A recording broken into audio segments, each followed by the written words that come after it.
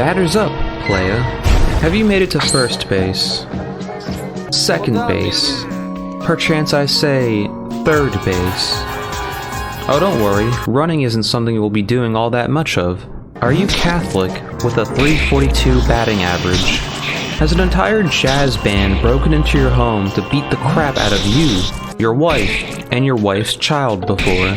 Are you low on your toxoplasmosis dosages? Do you remember what you did? How they begged for her body back so that they can bury her and send her off to heaven? Do you remember telling them no? Because soon they won't need to go to heaven anymore. Are you French? Then play off.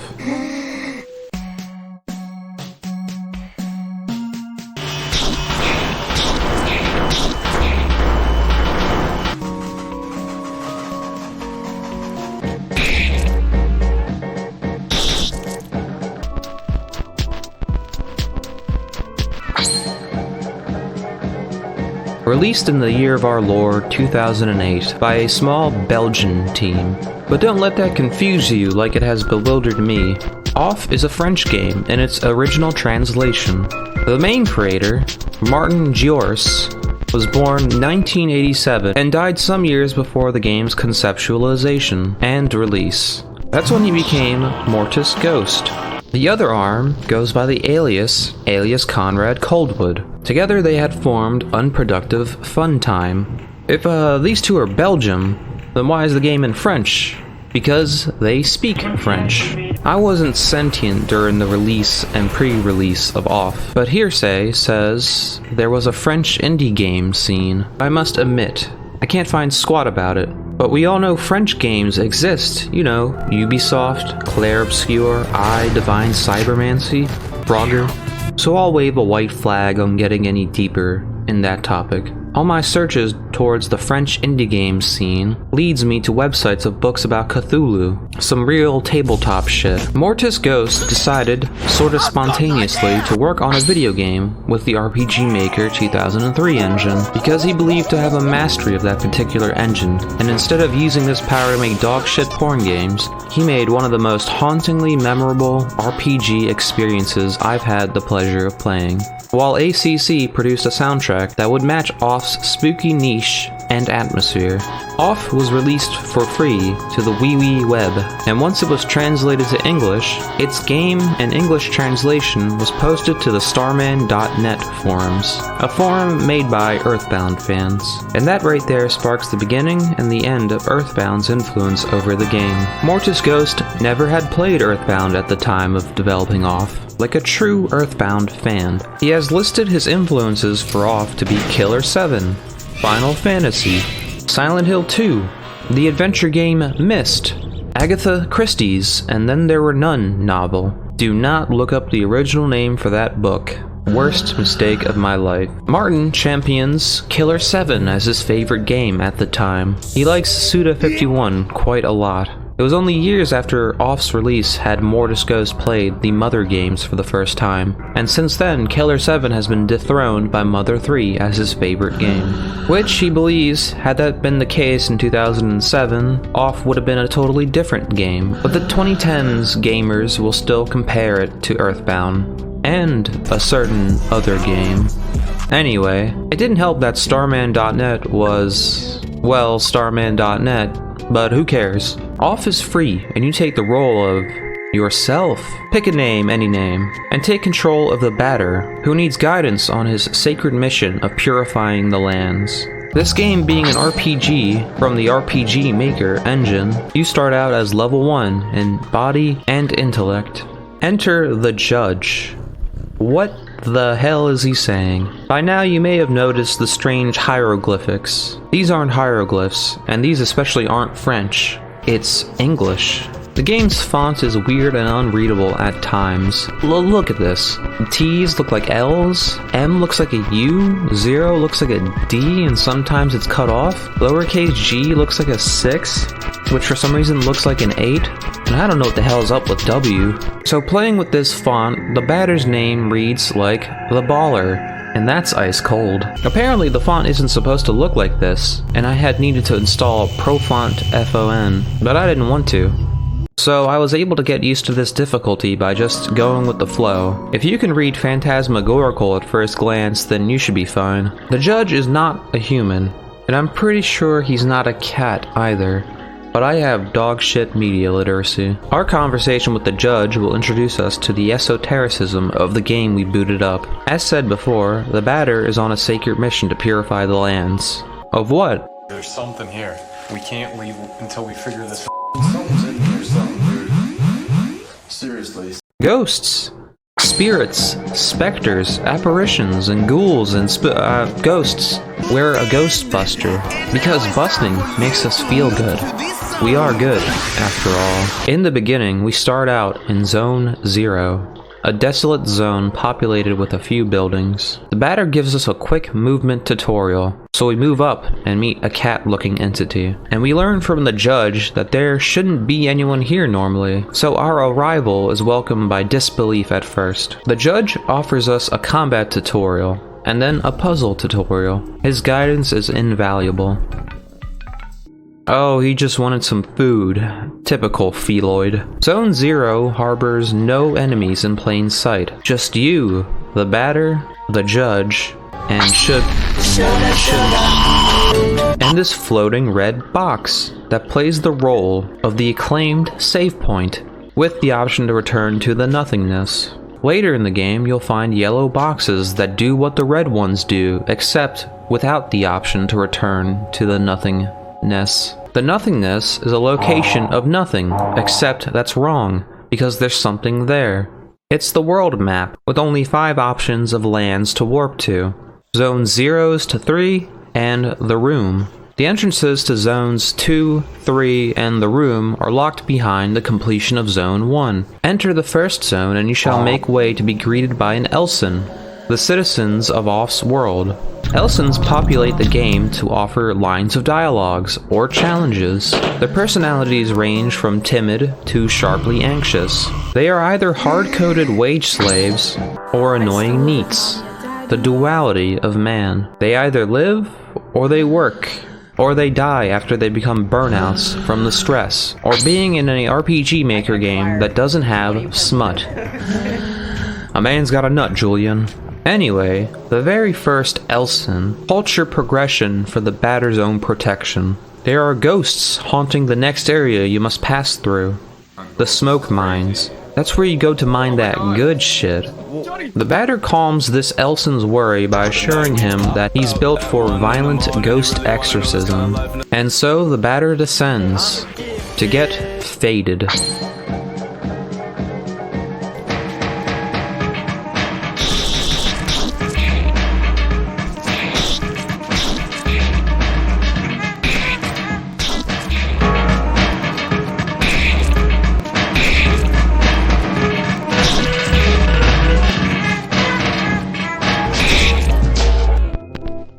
Combat is turn-based, and the turns are based on agility. We wait in real time for like a couple seconds, then we get the chance to act. But you have to fly with your actions, otherwise you get hit first. Enemies do not wait for your turn in this turn-based game, so theoretically you could die without even swinging your bat once. Off is, in truth, a Pokemon game, where you, Tyrese, are the trainer, and the batter is the starter Pokemon. We have simple options with how we want the batter to face his adversaries. Attacking and shit. We, you guessed it, also have special moves. Competences. You need competence points to use them. CP for short. Not really a good acronym to be using in the year of our Epstein, 71. Although it was 2008, we didn't know any better, I think. This was an idea Game Freak would end up Toby Foxing for Pokemon Go. Search up Pokemon CP to learn more. The batter will unlock more competences as he levels up. We start out first with Wide Angle. Identify yo ops. Find their names and weaknesses to plan accordingly by choosing our most damaging move. What can we use to debilitate these poor souls? We got normal elements.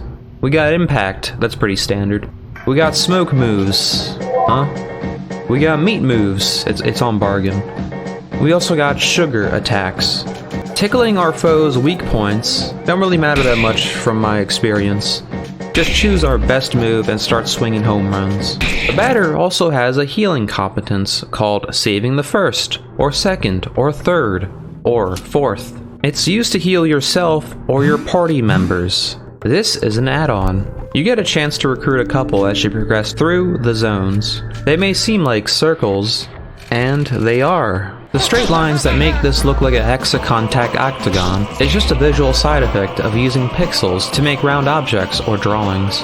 These add-ons will be met in the order of Alpha, Omega, and Epsilon. Alpha focuses on attacking and instilling status effects, like Mute and Poison. Omega focuses on curing stat effects like Mute and Poison from the party. Epsilon, you get way later in the game. It can buff individual party members and use competences that attack all enemies on screen. Of course, much like a Discord moderator, it only works if you have enough CP.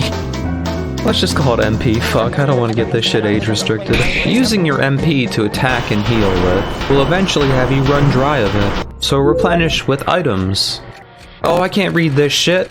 Like luck tickets, or its variant to replenish health, and flesh to replenish your island. Oh, sorry, I'm sorry. As well as jokers, which can revive members, because comic books can't keep characters dead. There are some items that can only be used outside of combat, one of which is Moloch's meal. Oh, that's a T. Moloch, Belial, Belil, and Abaddon's meat can be consumed outside of combat. Respectively, they cure the party's poison, all negative ailments, and it's a full heal. Now for the sniffiest of the rats, you can find orbs named after some zodiac signs, which when consumed, permanently increases the whichever attribute it says in its description box. I just give it to the batter, he's the good guy. Good guy. The second to last bit of items that I can remember is the equipment. The batter stays strapped with bats, while the add-ons use symbols to attack. Both the batter and add-ons have 3 defensive slots, while the second slot is armor that's either unique to the batter or to the add-ons. There's also a bonus slot where you can equip days of the week for described bonuses. The last and most important item, cards, also named after astrological signs. These cards are our rewards from passing through a zone, and they allow us access to the next. Zone 1, Alma. After the smoke mines, you groundhog your way into a cattle farm. These mammals aren't being farmed for meat, primarily. They are to be bisected and have their stones harvested. This is just lore, backstory for this farm's purpose. But the reason for the batter's existence at this farm is that it's haunted. The Queen's Inspector is making a visit, and he's gonna be pissed seeing all that ectoplasm in his meat. The batter doesn't get to meet, haha, get it? This inspector yet, but we do. His name is Deedon, and he's a dick because he's busy playing gotcha games or some shit. After he leaves, the batter decides, I'm gonna kill him because he's evil. So we tail Deedon to the next location of Zone 1. These zones can be big as hell, so for convenience or necessity, use the tram line. They'll take you to the other tram lines. It's perfect for getting to a known save point or backtracking. Deedon is holed up at an office building on the penthouse floor, but this office building's elevator is enchanted to waste our time. Only 3 floors bring us to the place we meant to go. The basement, ground, and rooftop floors. On the rooftop you can meet again with the judge, who offers a hint for us. I declined, and he says go fuck yourself, and the hint questline is locked forever. This elevator is a puzzle. Puzzles are a type of game mechanic in which you use your brain to solve a riddle. There are puzzles in old fuck senile games like Silent Hill, and new but still old fuck games like Silent Hill. This shit ain't missed. Or Meat and Fuck Kingdom, Steve. To solve puzzles, you must pick out noticeable patterns and sequence them in the right order. Lots of puzzles in OFF are number-based.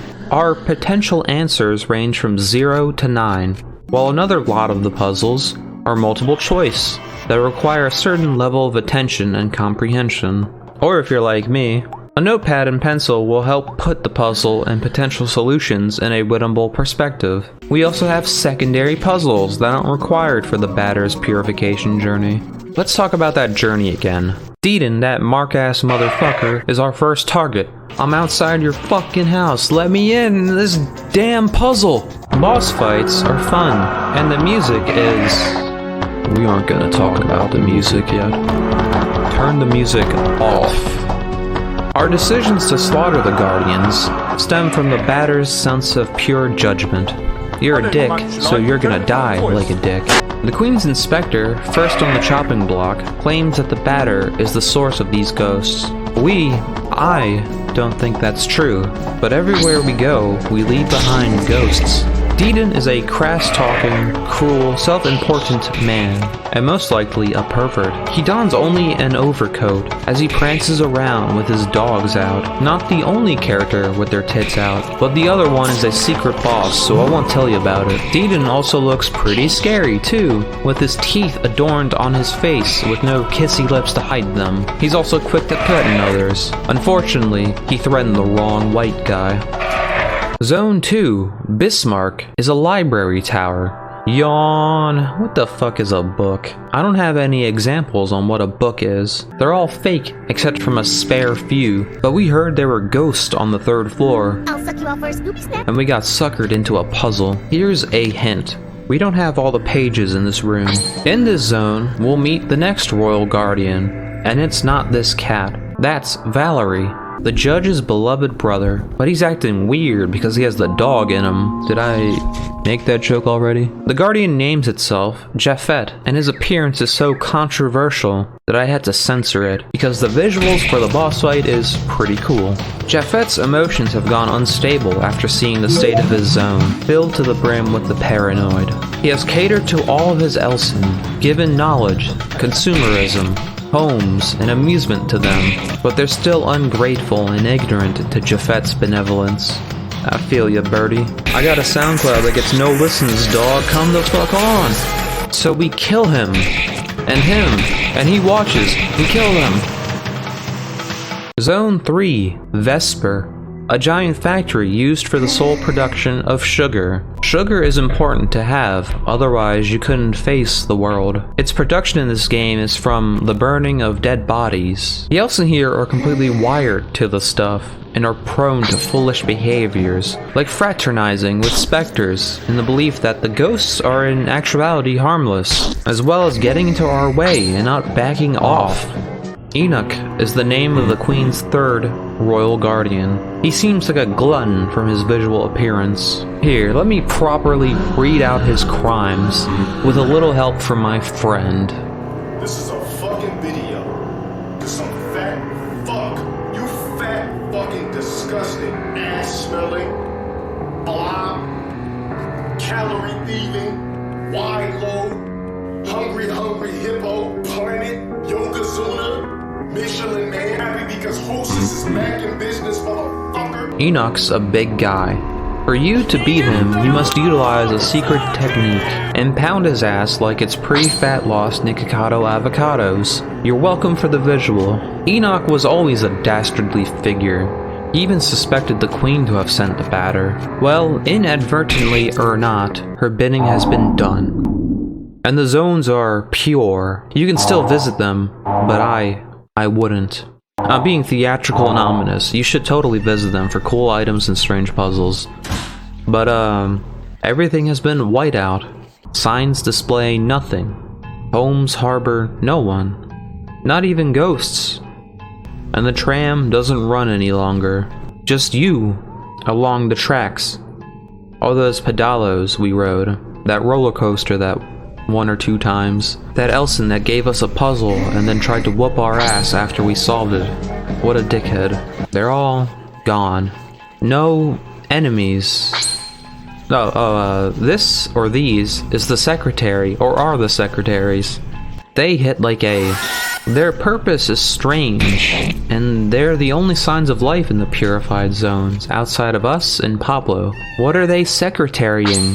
There's nothing here.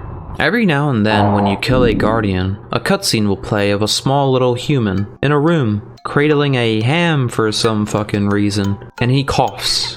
We can help him. We can help him become pure. We just need to shut the light off. There's just one more in our way. Can you get rid of them and fulfill our purpose? Ding ding, playa. You're up. Do you yearn for the good old days, where to be an amateur boxer you just needed a wife? Do you hate batters and their phallic semblances? Justice behind a closed fist. Do you have his eyes? Do you prefer Fist of the Blue Sky over Fist of the North Star? Then play Panic in Ballville.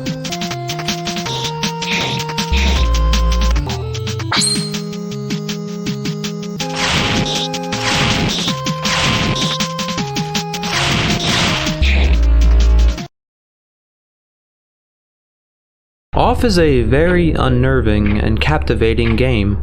I felt I was on the edge of my seat every time I wasn't stuck on a puzzle.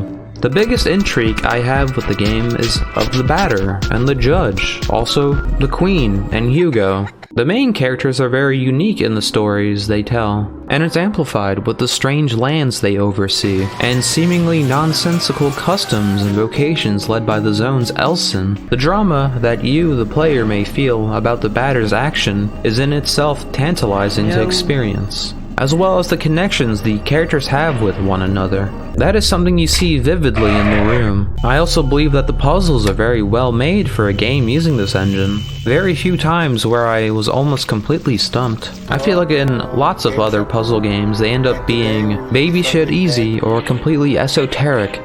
But then again, I don't play puzzle games that often, so forget the last second just now. I'm also in love with the music. It's very industrial and jazzy with spooky ambient sounds, and the themes used for the bosses and areas complement that character's symbolism and the area's air. You will hear Pepper Steak, the normal battle theme, a lot, but it's a banger. Gee, I hope nothing happens to it, ha ha ha ha ha ha. I made this video with ulterior motives. Playa, check the internet lately? It should be out by now. The Off remake. Announced at some point in time, Mortis Ghost would reprise his developmental role with the help of Fangamer, an online clothing store for video game apparel. They would develop a remake to the cult indie game from a bygone era. A little late to the party, isn't it? I remember a long time ago, another risque game made a resurgence and started to privy itself marketable. I'm still waiting for my Hanged Lisa plushie. It's saying delayed, with its last updated location being the Panama Canal. From the screenshots, most of the original game doesn't look altered at all, but a big problem has emerged. Of course, Mortis Ghost and Fangame had to contact the composer, alias Conrad Coldwood. Alias Conrad Coldwood was invited to compose the soundtrack for Off again, but he had a problem with signing off the rights to his music to a company, so he declined the offer. Afterwards, alias Conrad Coldwood got cold feet and withdrew from the internet altogether, deleting his socials and scrubbing any personal presence he had on the internet. But you can still find some of his songs. So hitting that rut, they decided to outsource to cheaper labor.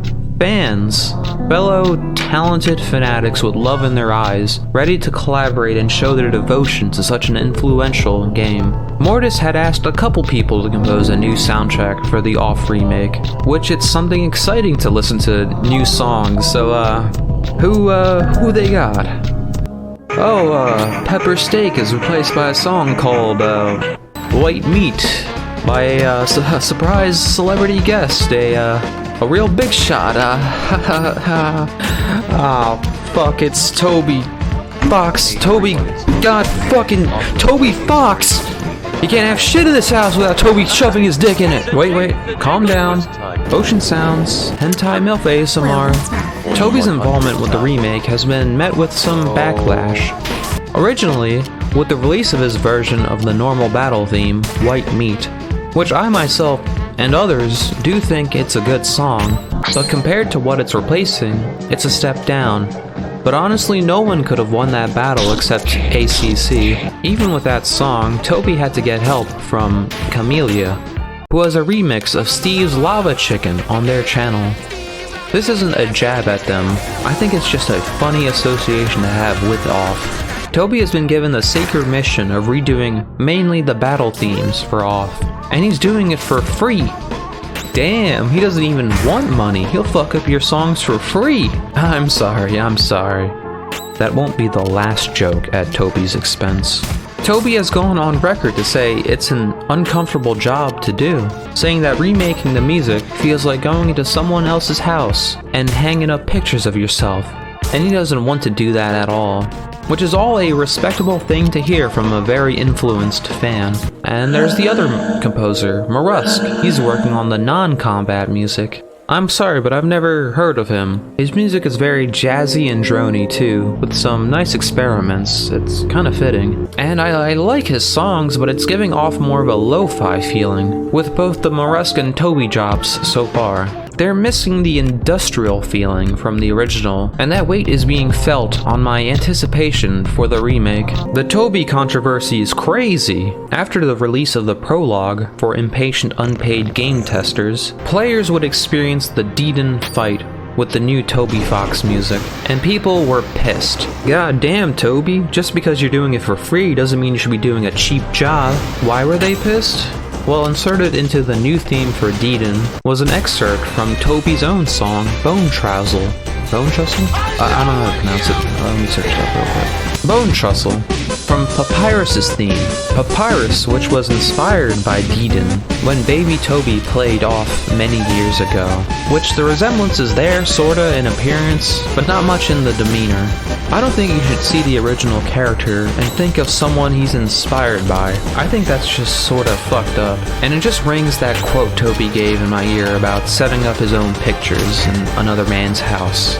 The problem with Toby, other than the war crimes, is that he's too big in the modern crowd. The fucking zoomies will think this is an Undertale fan game. And I'm also sort of pissed with how Fangamer is releasing the remake soundtrack on YouTube by calling it part of the off-original soundtrack. It's going to make it a little bit more difficult to search up the original game's original soundtrack. Not to mention, Toby has been swayed over to the dark side of the video game industry. Exhibit A, he made Undertale. Exhibit B, he made an unfinished game and released it for money.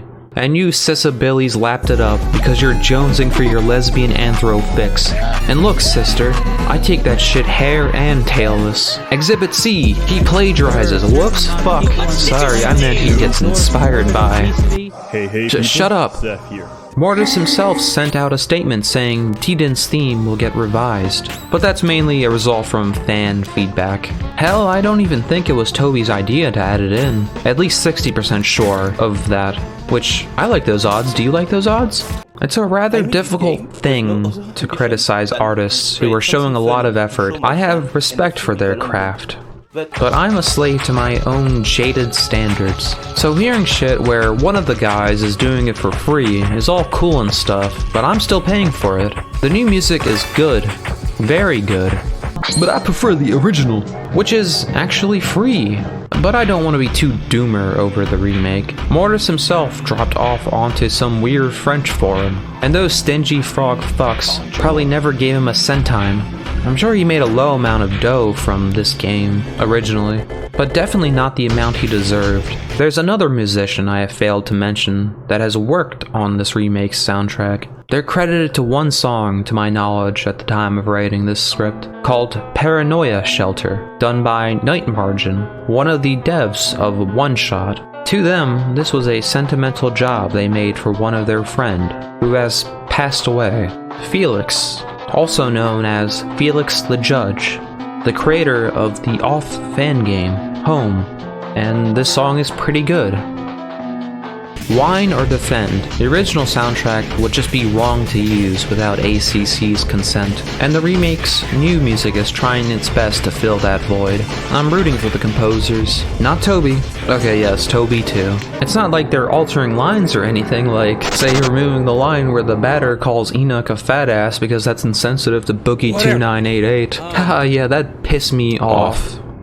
You've reached the end of the video. You can get the original off for free by just searching it up. Maybe search more thoroughly if you want a version that doesn't have an ass-looking font like mine. Or just persist, it's not that bad, but I eat Marmite on my toast, so eh. The remake is set to release on August 15th, 2025, just 17 years since the original release of 2008 off, but it's gonna cost money. I've been told like $30, but I haven't fact-checked that yet. So because of that, I strongly recommend you play the original off first, if you decide to buy the remake. Off is a pretty short game too, like 5 hours or less, which is perfect for it. Its only con is that it's a PC exclusive, although the remake is being marketed to every console as well. Get it on your PlayStation, you know it doesn't have any other games, or better yet, get it on your Switch too, so you can beat off on the go. Beat off anywhere you like, beat off at a restaurant, beat off in a movie theater, beat off alone, or beat off on the train, or beat off at a playground. This is Skin saying, I entrust you with the sacred mission of beating off. Thank you for watching. If you want more of me, you know where to find me.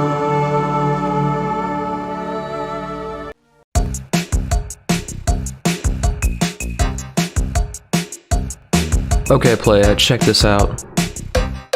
Yo gun, chicken, Steve, yo gun, chicken, umaize, sugatara kane narase, crispy, the juicy, the tamarana, super spicy chicken, psycho da.